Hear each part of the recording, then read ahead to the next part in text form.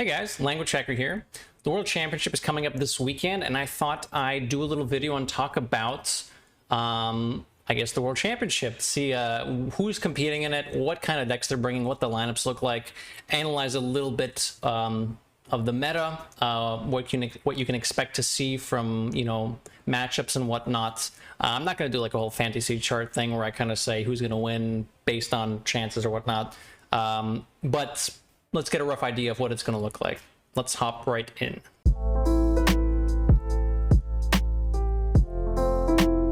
Okay, here, as you can see, I've taken a couple of graphics that I found on Twitter from Hockey Benz and from Zelno, who I will post. I will post links below in the description if you want to see these yourself. I'll refer to them later.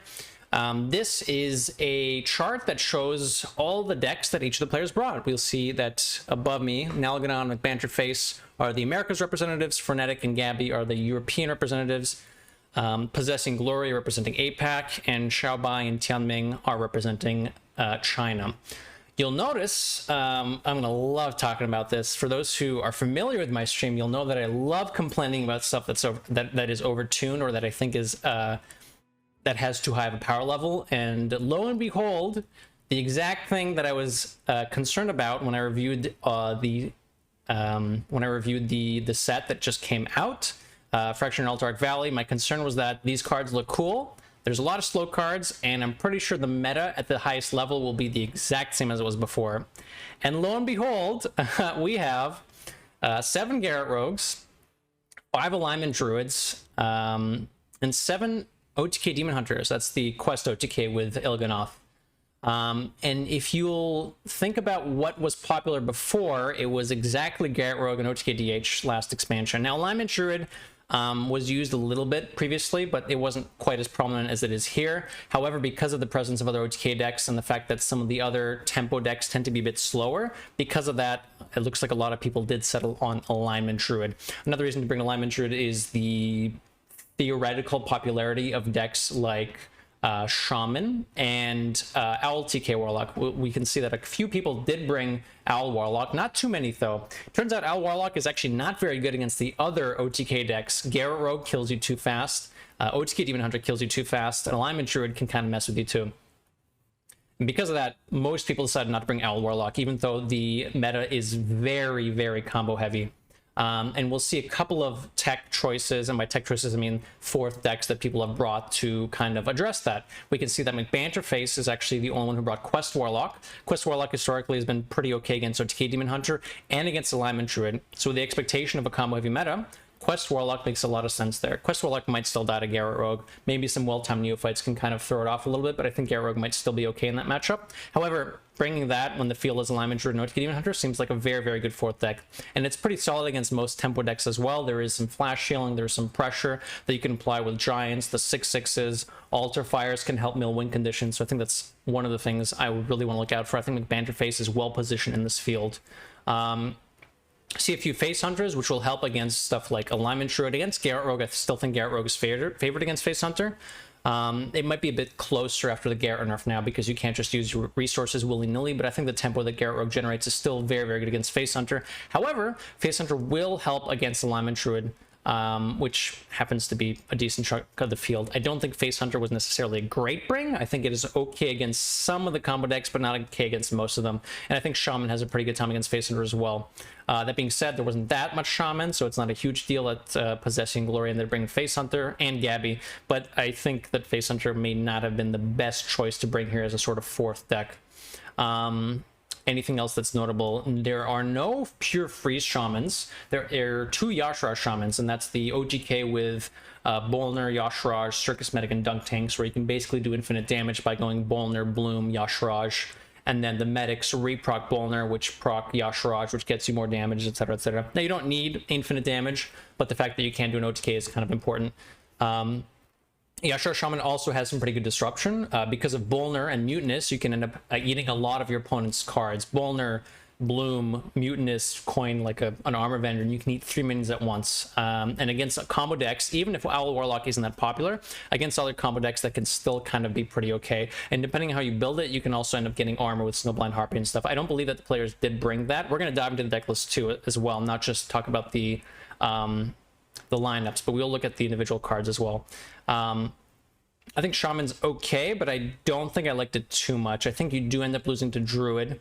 I think you don't do that well against Rogue, because most of the Rogue minions you eat with Mutinous as you're out are probably not going to stop them from killing you from 30. And they're still kind of fast. So I think Shaman was okay as a bring, but not really what I wanted to see. I think Quest Relic is probably one of the best things you could do. And short of that, some other tempo deck that has the option to pressure and actually win.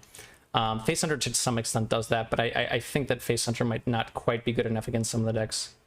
Anyways, I think Warrior was an acceptable bring as well, but by far, I think like Banjo Face's lineup here is probably the best. There are 2 Libram Paladins in the field.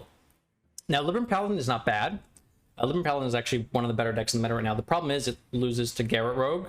It is actually okay against Druid and Demon Hunter, but Alignment Druid did get a little bit better, so you'll need a pretty aggressive start to get through that. Now, that it absolutely is possible with cards like Iron Deep Trog, so I think Libram Paladin does have a chance there. The risk with Paladin is that you're also very bad against Shaman. Now, most of the field isn't Shaman now, so I think the Glory and Xiaobai's deck brings will pay off to some extent, because Libram Paladin is pretty solid deck-wise.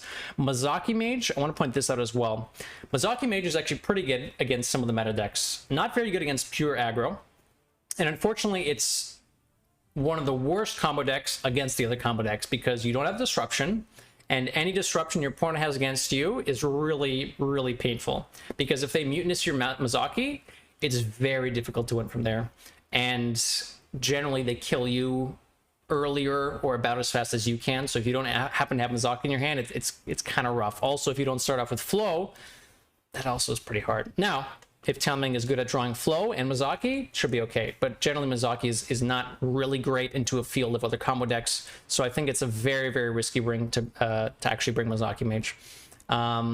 I think I've talked about everything I've kind of wanted to here. Owl Warlock was brought here, but I've talked about that a little bit. It is also a combo deck that is not great into the other combo decks because, again, they have low disruption themselves. Owl Warlock is actually the slowest combo deck right now. However, it does have good sustain, which is good against tempo matchups and whatnot. But as you can see, the entire field together basically decided that, yeah, this is a combo meta.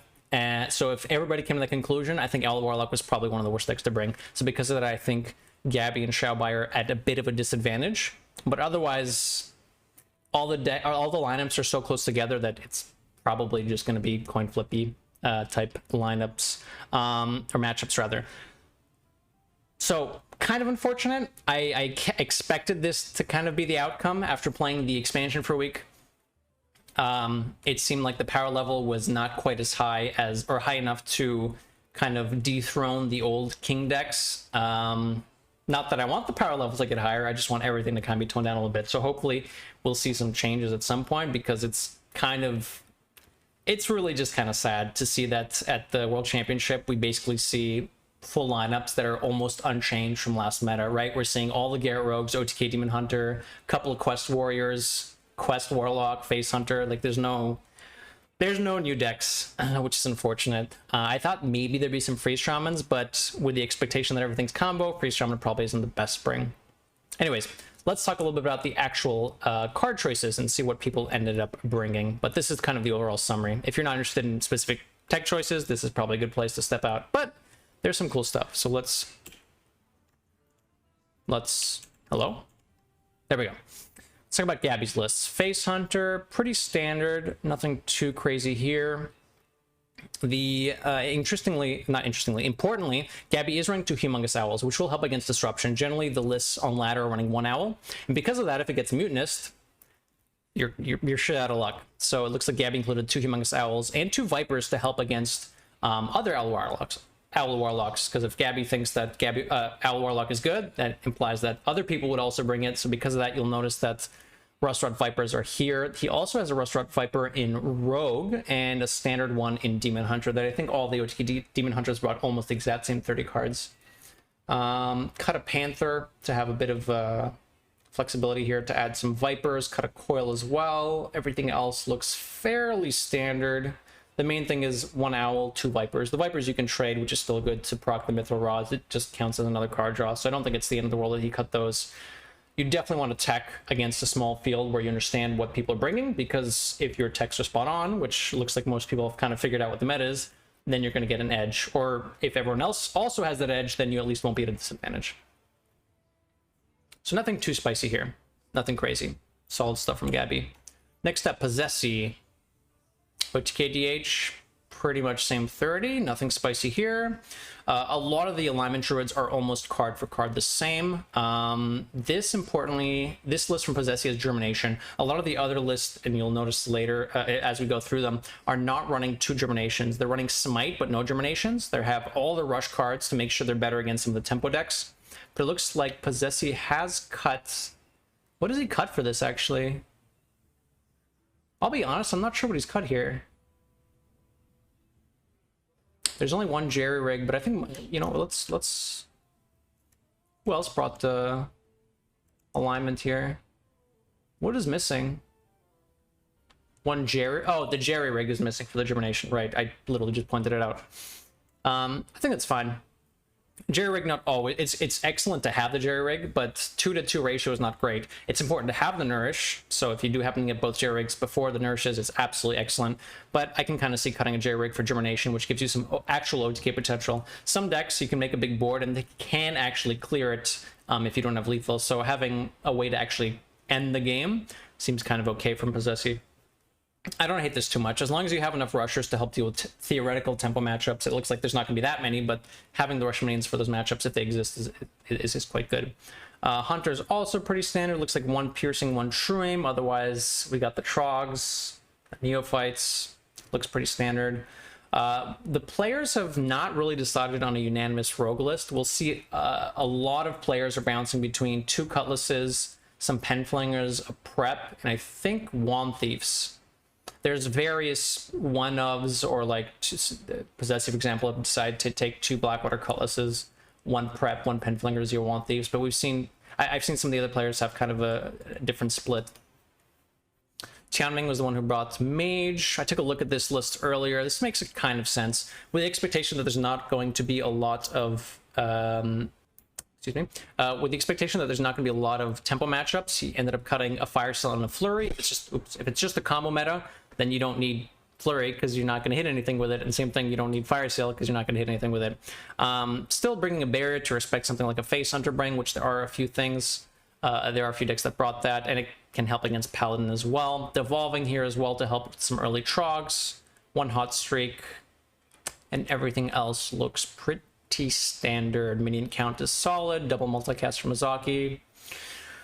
Rogue list, like I mentioned, this list actually has 2 Preps and a Broom. Penflinger, no Wand Thieves, no weapons. There's also a Viper in here, which again is a nod to Owl Warlock, or anything with weapons really, but I don't think Weapon Rogue / Smite OTK Rogue is really going to be that prominent, because Garrett Rogue is kind of the expectation, but still a Viper nod against any Owl Warlocks. Pretty standard Shaman list here, nothing too crazy. There's the 1 Viper, 1 Custodian for the Gavels. Otherwise you have the card draw, the freeze, the disruption. That's pretty much what Shaman looks like. Same 30 cards here, not surprising there. Next up, Nalgadon. Pretty standard list, pretty standard. The warrior list that did pop up, I think 3 people brought Quest Warrior, or 2 people. The lists are pretty solid. There's 2 Mana Cannons, otherwise pretty much all the pirates with some Mutinous top end. I think the deck normally doesn't run Mutinous on ladder, but again, players understanding that combo meta is what we're seeing, so because of that Mutinous being included, I think I like. The 1 Wand Thief, 1 Penflinger, 1 Cutlass, 1 Prep. And this is where stuff gets kind of weird. I feel like having 2 of stuff in general is cleaner, but maybe you don't need the extra Wand Thief generation.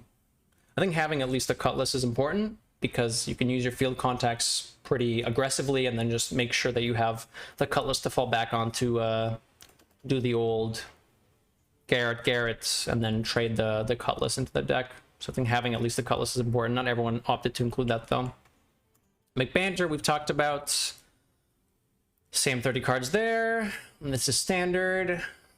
2 Cutlass, I like that. 1 Fling and 1 Prep, seems fine to me. No Viper in this list. And this is the Quest Warlock. So let's take a look at Quest Warlock. Is there anything really new here? We do have Dreadlich Tamsin added and a Mutinous of Devour, which will help. I mean, Dreadlich is just kind of a good inclusion, and Mutinous will help. It being an a combo meta, it's good to have just a tempo game plan to kill your opponent, but if you can throw in a Mutinous, then sure, why not, you know? Sometimes, for example, Druid will still get to alignment you, and then you just drop a Mutinous. Sometimes you hit the end of Conjure and the game kind of ends. Otherwise, I'm kind of okay with what he brought. Makes sense. Some disruption as well with Altar Fire. You can mill some important combo pieces against Garrett or against Owl Warlock. I like this lineup. Glory ended up bringing Paladin. The Druid list looks standard. The Demon Hunter list looks standard. I know I'm going through and saying, oh, this looks standard, but I mean, there's not much deviation. These decks have kind of been figured out, so there's not much iteration needed, and a lot of these players have kind of figured out that that's what they want to be bringing. Glory also bringing the 1 Piercing, 1 True Aim, double Trog list, and Hunter. Is there anything spicy about the Paladin? Nope. Pretty standard 30 cards. Very, very standard. I say standard. Trog is technically new in the deck, but that's the new standard. This list has kind of been cookie cutter since the expansion has come out. All right. Next up, Frenetic. Anything spicy here? Nope. I think this is the same 30 cards as Nalgadon had. Double Man the Cannons, Whetstone Hatchet, Standard Druid, Standard DH, Standard Rogue. And you'll see that it's kind of, this is why it's sad. It's not like, oh my god, they're trying this new risk, there's something cool they've included. There's really nothing you can include that's wacky, except if you bring an off-meta deck, and the off-meta decks just do not perform well enough. So there's gonna be a lot of mirrors in this World Cup. And finally, Xiaobai's list. Same thing, 2 Humongous Owls. So with the conclusion that there is going to be disruption, having a second owl as a backup is very important. 1 Viper compared to Gabby's 2 Vipers. Otherwise looks pretty solid. Rogue looks pretty standard, has at least 1 Cutlass that's nice, ends up taking in a Prep, does have a Viper in here as well. This is the other Libram Paladin, which I believe is the same. Oh no, it's not the same 30. There's 1 extra tech card here. There's 1 extra tech card here. There's 1 Broom in Xiaobai's list. 2 Brooms and Glories. So what's the tech card here? It's gotta be legendary. Oh, there's no Battle Master in Glory's list. Okay, so Battle Master gives Xiaobai a bit more of a finisher, which I guess the deck kind of needs. If you're trying to bring this to counter some combo decks, the Divine Shields are incredibly annoying to deal with. So I do respect that the fact, you know, these 2 players did bring Libram Paladin and try to bring something a little out of the ordinary, at least something that helps against what the field is expected to be. And I think Libram Paladin is an okay choice. Not my top choice. I think Quest Warlock would be a bit better, which is surprisingly only brought by McBangerface, but still, this is at least something that can help you against the field. And Battlemaster fits that sort of game plan, right? Broom is less important if you're fighting combo decks, because what are you brooming into? But having a Battlemaster means that if you stick a big minion, you can try closing out the game, which makes a lot of sense. Now, Xiaobai's Shaman list does appear to be different than the other Yashar Shaman list. You'll see that there's 1 Viper. There's only 1 Medic, which is interesting. You kind of need Medic for the OTK, so having 1 Medic makes things a little awkward, but I think he's included 2 Wildpaw Caverns instead of the Medic and the Armor Vendor. Armor Vendor, again, if you're not expecting aggressive or tempo decks, you don't need the Armor Vendor, you don't need the armor. It's still nice to have something to play, and it still can help a little bit with some breakpoints, but I think including some extra oomph from Wildpaw Cavern can help you a little bit. So I think that's fine. I don't know if I would cut a Medic for it, though. I think having the 2 Medics is nice. The faster you can get the Ashraj combo, the better. And even if you don't have like a full OTK with the Ashraj, the more things you can get from the Ashraj, like you can kill people from 16 or 20. You don't have to go for a full infinite OTK. So I don't think I like the Medic cut here. That being said, I probably haven't tested as much as these players have. They have a lot on the line, so maybe they came to a conclusion that I have not. Anyways, I believe we've gone through all the deck lists. So my favorite for the World Championship is going to be McBanterface. He brought the standard 3 OTK lineup with Quest Warlock with a little bit of tech. Not crazy tech. I mean, we were already running Altar Fire before and then just including a Mutinous, but I think this is probably what you wanted to bring. So I think McBanterface has an edge. How big is that edge? I don't know. We'll find out. Anyways, that's all I have to talk about the World Championship. Excited to see it. It's going to be a little disappointing because, I mean, half the matchups are going to be mirrors with just people drawing cards, trying to OTK as fast as possible, which we've already had for meta, so that's going to suck. But it's still going to be exciting to root for these players, so make sure to tune in, which will, I think the championship starts on what? Saturday, December the 18th on YouTube, so check that out. I will be taking a look at it myself. Let me know in the comments who you think is going to win. Don't forget to like and subscribe as well. And see you guys next time.